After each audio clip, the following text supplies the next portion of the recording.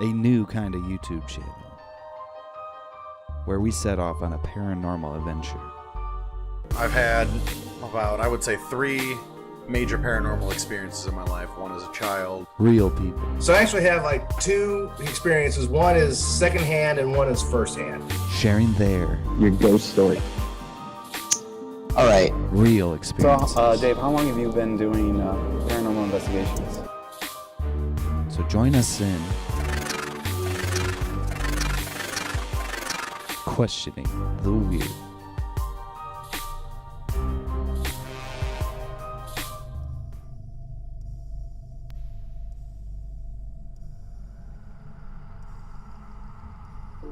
All right, welcome to tonight's episode of Questioning the Weird. My name is Leland.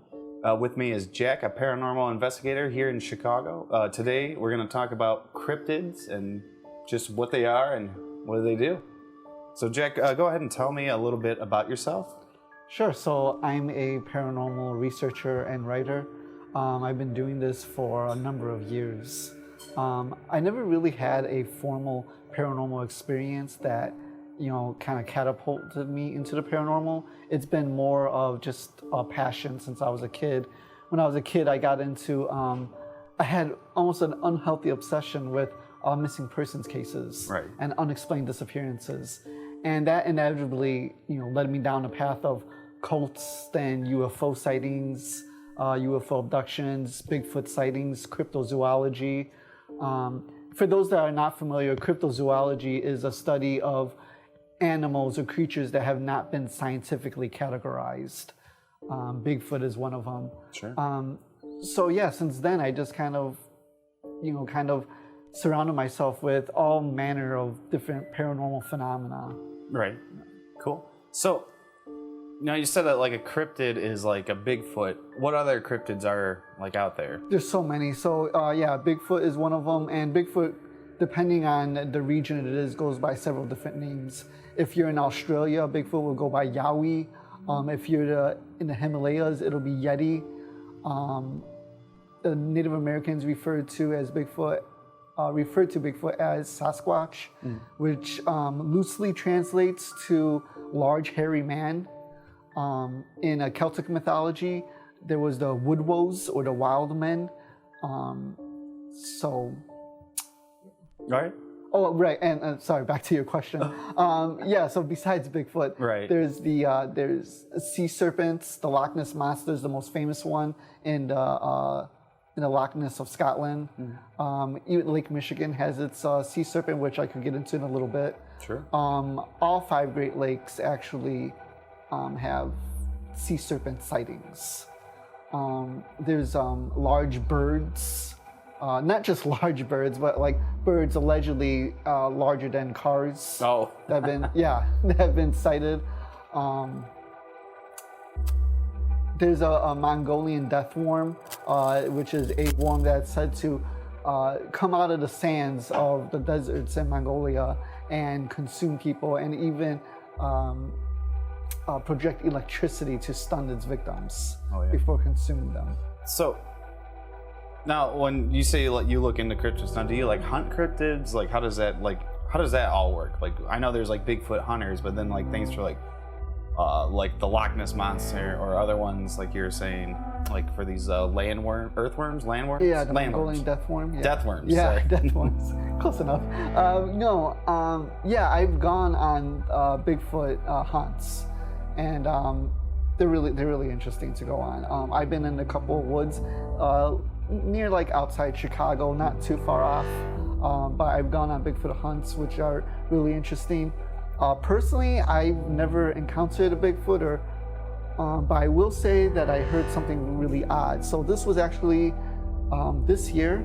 I did a ghost investigation in Monticello, Illinois. It was at the Allerton Mansion. The Allerton Mansion was owned by Robert Allerton, who was a son of Henry Allerton, who was a millionaire industrialist in Chicago. So the place is allegedly haunted. So we did a ghost investigation there, and it has 13,000 acres of land. So another ghost hunter and I were kind of exploring the lands, and we were in the garden called a sunken garden, which is almost the size of a football field. So we were there, and I was telling him, I had told him previously that there were Bigfoot sightings in the area. All over central Illinois, there's Bigfoot sightings. All over Illinois, to be honest, but in particular in central Illinois. So we were in the sunken garden, and we heard a shriek. And this is like kind of in the middle of nowhere. And, we look at each other, like, what was that? And then we saw some trees moving. And at this time, they didn't have too many leaves. But we saw some trees moving. They were swaying back and forth. And then we heard like what sounded like a yelp. My buddy, the ghost hunter, he darted away. He left.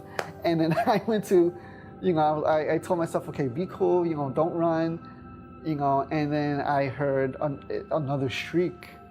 It sounded like a cross between an animal and a female, human female, just like kind of combined. And then I was like, okay, maybe I should catch up with him. So I did. And, but yeah, I don't know what that was.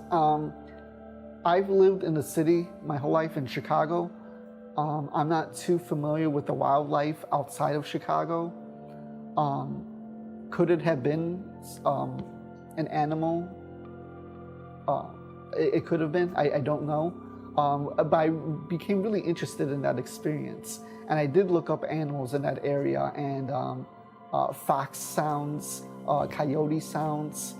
And there was some similarity, but this seemed a lot louder. So I don't know if it was, a fox or coyote, or if it was something that was unexplained. I'm not sure. Right. So. I guess, a lot of people don't think about Bigfoots being in Illinois. And I think a lot of people, especially those that aren't from Illinois, kind of forget that, like, you have Chicago, and then about 8 hours south is still Illinois.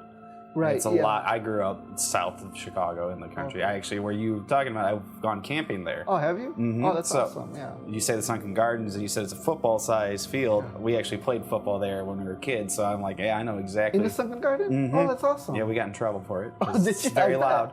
It's Yeah. technically a whisper gallery, so if you whisper, it's really amplified. Right. But yeah.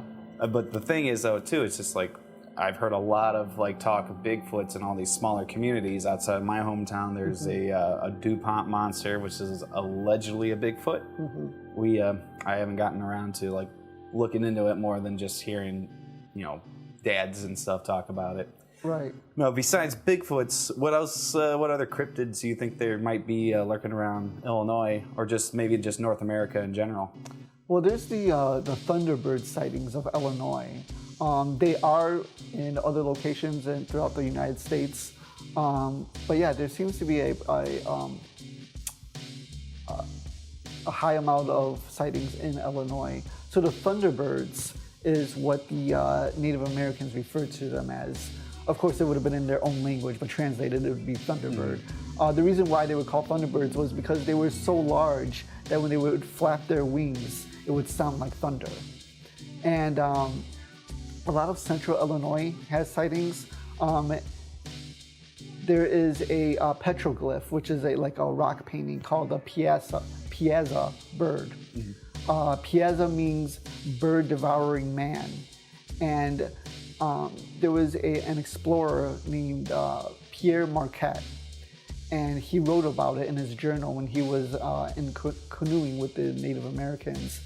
He came across the petroglyph, and he described it as these two giant birds with long tails, a man-like face, goat horns, and they were like kind of fighting each other.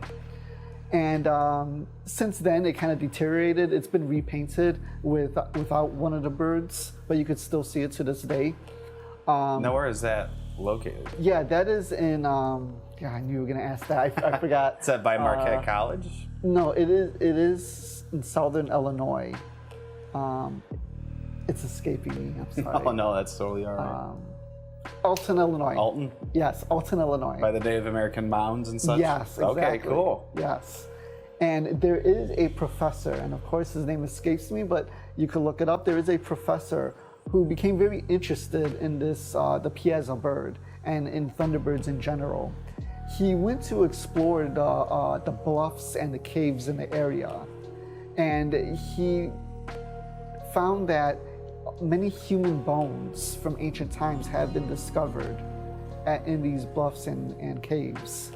And so he kind of was making this correlation, and of course it is only speculation, that what if there really was a giant bird that was consuming people, and that's, you know, it would hide in these caves, it would inhabit them, and that it would take its victims there, and maybe that's where the bones come from. True. There is a famous thunderbird sighting, probably the most famous thunderbird sighting in Illinois, which is in Lawndale, Illinois. This was in the 70s. There was a young boy, 10-year-old boy named Marlon Lowe that was playing outside, and his mother was washing dishes. And she hears yelling, and she looks at the door. It was a screen door, and she sees his little legs near the top of the door and kind of lift up. And then so she runs out there and she sees a giant bird, which she described as, you know, larger than your average bird, even for a large bird. Right. Lifting Marlin up in the talons before finally dropping him. Marlin went on with the family, the Lowe family. They were ridiculed. The newspapers would go to the homes. The neighbors would ridicule them, saying that they were just making it up or that they were exaggerating. They eventually did move out. Marlon Lowe, when he grew up, he always stuck to his story. He was actually interviewed by a paranormal show not that long ago, and he's been interviewed a couple times, and he always stuck to the story of what happened to him, that he couldn't explain it. He's not sure what he experienced, but, you know, he did say that it was a giant bird, and not just by his standards of being 10 years old, but even by the adult standards. So yeah, that is probably the most famous thunderbird sighting. There is another one.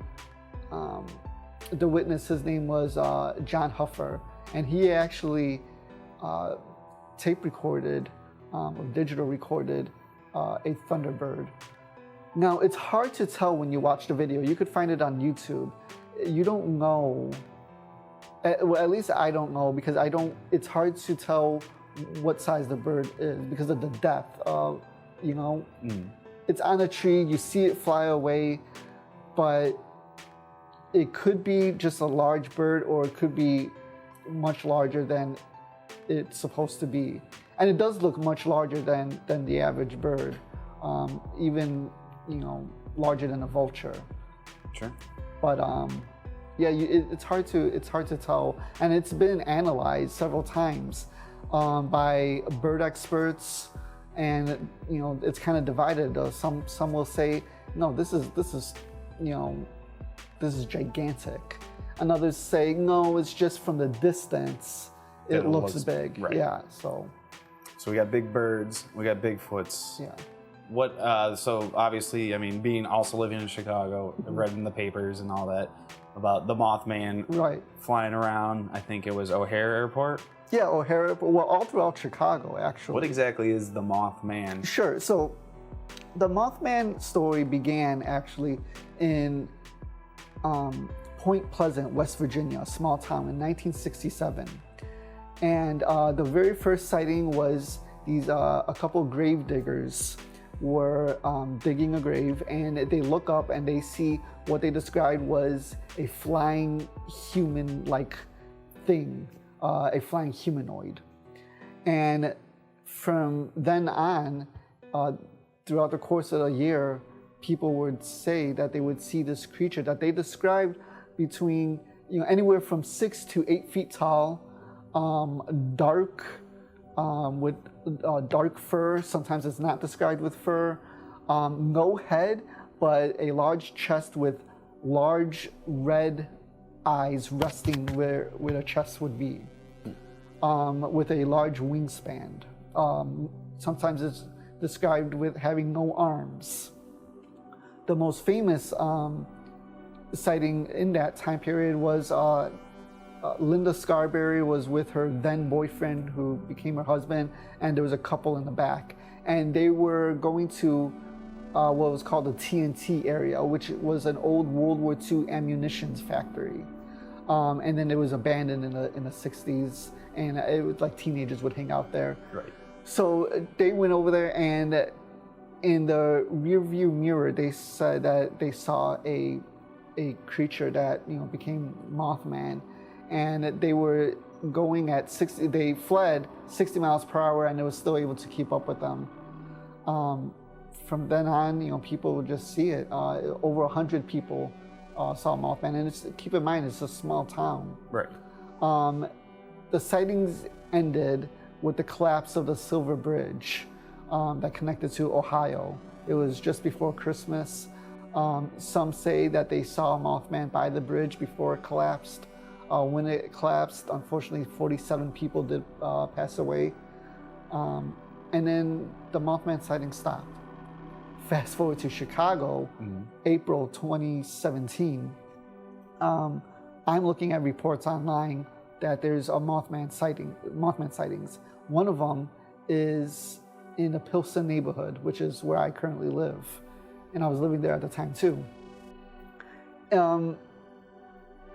There is a series of factories in Pilsen, and it's called the International Produce Markets. The report said that a truck driver went in, parked the truck, and he sees a group of men. This was also like at 2 in the morning. He sees a group of men pointing up to the top of the building, and then so when he looks up and joins them, they said that it was like this gargoyle-like creature, and that it eventually they started throwing rocks at it for some reason, right? And then the creature flew away. What's interesting about all these Chicago Mothman sightings, or also known as the Chicago Phantom, is that it doesn't really fit the description of Mothman, to be honest. Whatever it is, I don't think it is Mothman, because different individuals will say that, they'll just describe it in different ways. Sometimes it has red eyes, sometimes it doesn't. Sure. The wingspan will be different, all sorts of things. So I don't think it's Mothman, but from April 2017 and then throughout the year into next year, there was a slew of sightings. I was able to find one of the witnesses. His name is John. He was working at a bar called The Owl in the Logan Square neighborhood. He was a bouncer there, and so I was able to interview him. And he described what he saw that as a pterodactyl-like creature. He was at work. He was outside for a smoke break, and he said it just kind of flew over the building and just kept going, and it eventually disappeared. And like a pterodactyl, it had an appendage in the back of its head, and he said it looked like something from Jurassic Park. Jeez. Yeah. So. John went on to be interviewed by Vice magazine and a couple different outlets, I believe. So yeah, I mean, these people, they seem very sincere. One of the other issues with these sightings, though, is that they're all coming into one source, and so it's hard for any other researcher to talk to any of the individuals, because it's going to one source. Or maybe two sources, and those sources, they're not, collaborating with other researchers, so we can't really interview the people. Right. So, I don't believe all these sightings are genuine. I do think some of them are hoaxes. Allegedly, there was one in 2019's Lollapalooza, which eventually that post was taken down, so it probably was a hoax. Right. But yeah, at the end of 2017, we had 59 sightings. Again, some of them probably genuine, others probably not. Some of these sightings were accompanied by UFOs, so it just adds to the mystery of what this was. So I mean, like, a Bigfoot is probably a type of ape. I mean, a thunderbird is probably just a really big bird. What do you think a Mothman, what kind of animal could that even be linked to? I mean, we heard pterodactyl, but that's not really what it's described of in Pennsylvania, right? Yeah, it's a couple times it's been described as more gargoyle-like. Other times it does match the description of the original Mothman. So is this something that could morph, alter its appearance? I'm not sure. I do get a lot of heat from this, but I do tend to be a little bit more skeptical with the Mothman or Chicago Phantom sightings, just because we know so little about the source that's collecting these alleged reports. The witnesses I've interviewed, I believe them to be sincere. They saw something, what, I don't know. But, I do believe my witnesses. But I could only believe, what I come across. You know what I'm saying? Right. But I do want to go back to something real quick. So you mentioned that Bigfoot is probably an ape-like creature. I don't know about that, to be honest with you. I have interviewed people. Now, this is going to sound far-fetched, but bear with me. I think that's what this whole channel's about, though, listening to the far-fetched. So I have interviewed people that they claim to be in communication with Bigfoot. This one individual, he lives in Darien, Illinois. It's a suburb right outside of Chicago. And a couple other people, what they all say the same thing, that Bigfoot is a flesh and blood creature, but it is a being that's able to walk between worlds, between this world and the other world, whatever that is. And none of them seem to know what that other world is, but that's where it travels to. It's able to become invisible. It's able to communicate telepathically. And these are things that all these individuals that don't know each other, they say the same thing over and over. At first, I really was skeptical of it, but when you talk to so many people that say the same thing, it becomes a little bit harder to dismiss. Right. So I don't know if we could classify Bigfoot as an animal. A lot of people say that Bigfoot is actually a people. It is a people with their own language, their own culture, their own customs. So that may be the case. Perhaps Bigfoot is, a combination of animal and man. But then again, you could say that about us, that we are animal too. So it gets really complex. Yeah. But yeah. So, I guess, that threw me off. I think about Bigfoot, being a psychic and talking to me in my dreams and such, or however he does it. Like, have you spoken to anybody that actually has talked to Bigfoot? Yes. How do they describe that experience? So they said that the man in Darien, Illinois, and he has a his background is his family's in the medical field. He's I've talked to him now a few times. We'll meet at a location and we'll just we'll talk for hours and stuff. The way I met him is he doesn't want his name revealed, so I don't want to say his name. But the way I met him is that there is a group called Starlights, and it was a group founded as an offshoot to MUFON. MUFON is Mutual UFO Network. It is the world's largest UFO organization. MUFON believes that, the nuts and bolts theory of UFOs, that they are extraterrestrials, they come from other planets. These spaceships are metal or some sort of metallic substance. Starlight is an offshoot of MUFON. Starlight believes that there's a much more spiritual aspect to UFOs. But Starlight started to broaden its horizons and talk about other aspects of the paranormal. So this individual that was in communication with Bigfoot is part of that group. He believes in that there is a spiritual aspect to a lot of the paranormal. Not all of it, Bigfoot, UFOs, could be explained with our standards of physics. So yeah, he says that Bigfoot will appear to him, but not always visibly. But they'll make their impression known, just like psychic impressions will be given out that Bigfoot is nearby, or he will hear a hello in his head. And then he'll say hello back. And it's usually small talk. I did ask him, do the conversations ever go in depth? He said no. He said that he does know of others that he's talked to, other individuals that he talks to, where they have long conversations.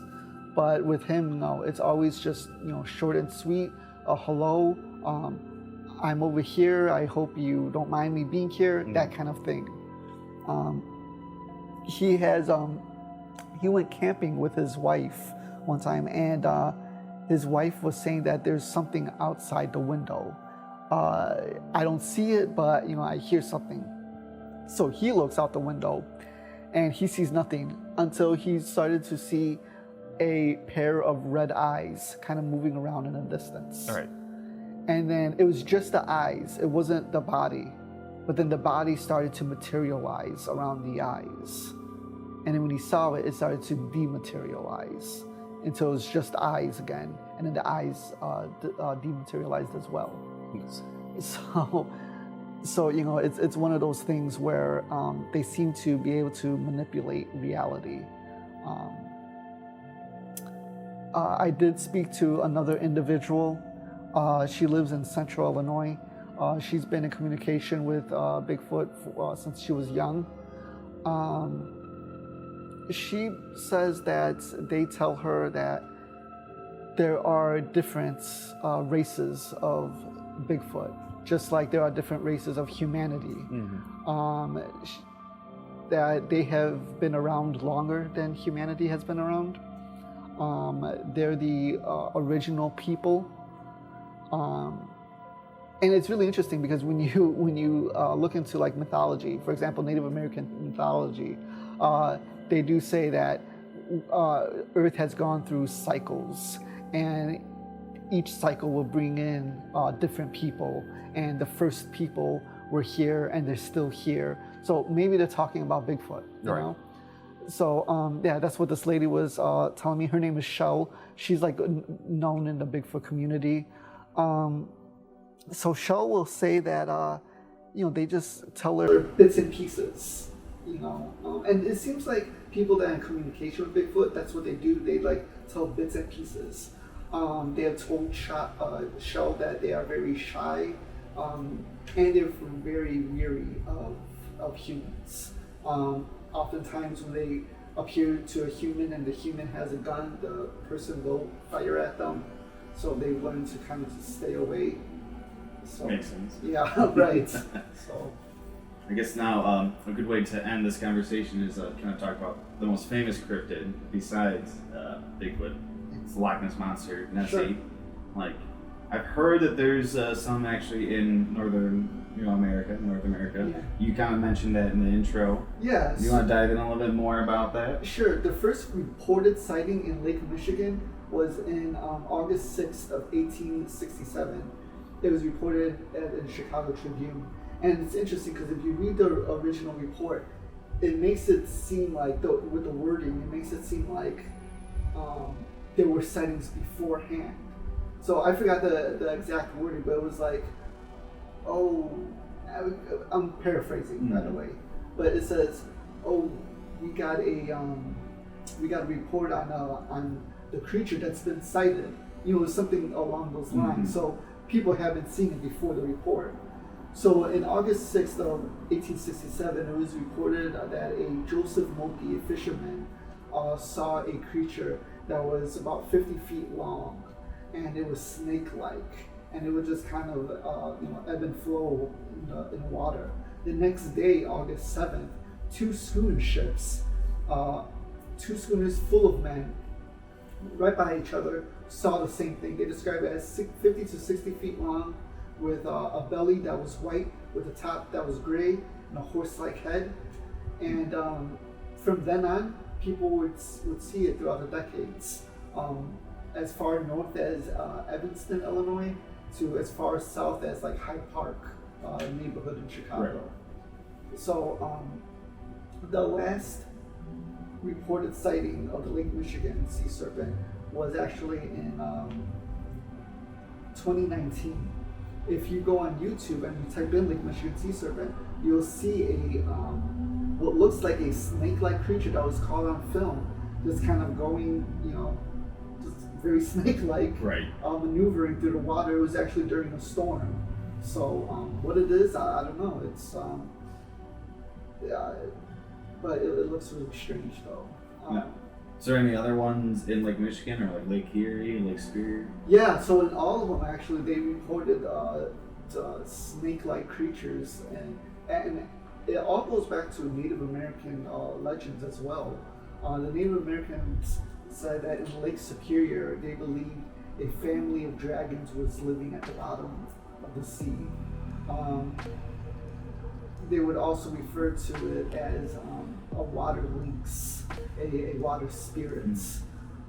So, are these things, are they giant serpents? Are they spirits guarding the seas? Or are they some other supernatural creature? It said that water is a portal to the supernatural. So that's what's coming through.